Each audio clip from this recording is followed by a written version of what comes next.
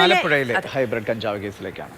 Cinema നടൻ ശ്രീനാഥ് ഭാസിയെ ആ കേസിൽ സാക്ഷിയാക്കാനുള്ള തീരുമാനമാണ് വരുന്നത്. നടപടിക്രമങ്ങൾക്കായി അടുത്ത ദിവസം വീണ്ടും വിളിച്ചു വരുത്തും. നടന്മാരെ പ്രതി ചേർക്കാനുള്ള തെളിവുകൾ ഇല്ല എന്ന് എക്സൈസ് വ്യക്തമാക്കുന്നു.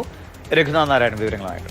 രഘു, ഈ കേസിൽ നടന്മാരെ കഴിഞ്ഞ ദിവസം വിളിച്ചു വരുത്തി പ്രധാനമായും തേടിയത് ഇവരുമായുള്ള കോണ്ടാക്ട് എങ്ങനെയാണ്, ബന്ധം എങ്ങനെയാണ്, പണമിടപാട് എങ്ങനെയാണ് തുടങ്ങിയ കാര്യങ്ങളൊക്കെയാണ്.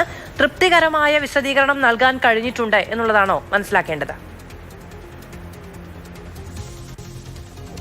അതെ മാധു, കാരണം നടന്മാരെ മാധു പറഞ്ഞതുപോലെ തന്നെ 12 മണിക്കൂറോളം ചോദ്യം ചെയ്തിട്ടും ഇവരെ ഈ കേസുമായി നേരിട്ട് ബന്ധപ്പെടുത്തുക, അതായത് ഹൈബ്രിഡ് കഞ്ചാവ് കടത്തിക്കൊണ്ടുവരിക, വിൽപ്പന നടത്തുക തുടങ്ങിയ തെളിവുകളൊന്നും അന്വേഷണ സംഘത്തിന് ലഭിച്ചിട്ടില്ല. പക്ഷേ മാധു പറഞ്ഞതുപോലെ തന്നെ ഈ തസ്ലിമ, അത്ര ഷെയ്ഡി ക്യാരക്ടറായിട്ടുള്ള തസ്ലിമയുമായിട്ട് എന്തിനാണ് ഈ നടന്മാർ സംഭാഷണം നടത്തിയത്, എന്തിനാണ് വാട്സാപ്പ് ചാറ്റ്? കാരണം ഈ ശ്രീനാഥ് ഭാസിയുടെ വാട്സാപ്പ് ചാറ്റിൽ നിന്ന് കുഷ് വേണോ എന്ന് തസ്ലിമ ചോദിക്കുകയും വെയിറ്റ് എന്നുള്ളൊരു മറുപടിയുമാണ് ശ്രീനാഥ് ഭാസി നൽകിയത്. പക്ഷേ അതിനപ്പുറം ഏതെങ്കിലും രീതിയിൽ ഒരുപക്ഷെ ഇവർ നിരോധിത ലഹരി വസ്തുക്കളൊക്കെ ഉപയോഗിക്കുന്ന ആളുകളാണ്. അങ്ങനെ വാങ്ങിയാൽ തന്നെ ഇവരെ കേസിൽ നമുക്ക് അറിയാവുന്നതുപോലെ തന്നെ സ്റ്റേഷൻ ജാമ്യമൊക്കെ നൽകി വിടാവുന്ന കേസ് മാത്രമാണ്. പക്ഷേ ഏതെങ്കിലും രീതിയിൽ തസ്ലിമയ്ക്കെതിരായിട്ടുള്ള നീക്കങ്ങൾ, അല്ലെങ്കിൽ തസ്ലിമയ്ക്കെതിരായിട്ടുള്ള നിയമ നടപടികൾ കുറച്ചുകൂടി മുറുക്കുക എന്നതിനു വേണ്ടിയാണ് ശ്രീനാഥ് ഭാസി അടക്കമുള്ള ആളുകളെ ഈ കേസിലേക്ക് സാക്ഷിയാക്കാൻ വേണ്ടി അന്വേഷണ സംഘം തീരുമാനിച്ചിരിക്കുന്നത്. കാരണം 2 കോടിയിലധികം രൂപ വരുന്ന ഹൈബ്രിഡ് കഞ്ചാവാണ് ആലപ്പുഴയിലേക്ക് കടത്തിക്കൊണ്ടുവന്നത്.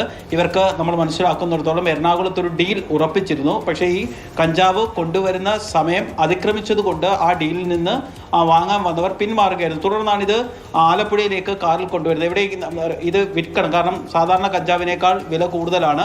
അതുകൊണ്ട് അത്ര വേഗത്തിൽ വിറ്റുമാറുക എന്നുള്ളത് പാടാണ്. അതുകൊണ്ട് പല ആളുകളുമായി തസ്ലിമായി ഇത്തരത്തിൽ ഫോണിൽ ഇത് വേണോ എന്നൊരു രീതിയിൽ നേരിട്ടല്ല, ചില പദപ്രയോഗങ്ങൾ, കോഡ് വാക്കുകളൊക്കെ ഉപയോഗിച്ച് സംഭാഷണം നടത്തിയിരുന്നു. അത്തരത്തിൽ ഈ ശ്രീനാഥ് ഭാസിയെ പോലെയുള്ള ആളുകളെ കൂടി സാക്ഷിപ്പട്ടികയിൽ ഉൾപ്പെടുത്തിയാൽ കോടതിയിൽ കേസിന് കൂടുതൽ ബലമാകും എന്നുള്ളൊരു നിയമപരമായ ഉപദേശത്തിന്റെ അടിസ്ഥാനത്തിലാണ് ശ്രീനാഥ് ഭാസി ഉൾപ്പെടെയുള്ള ആളുകളെ കേസിൽ സാക്ഷിയാക്കുക.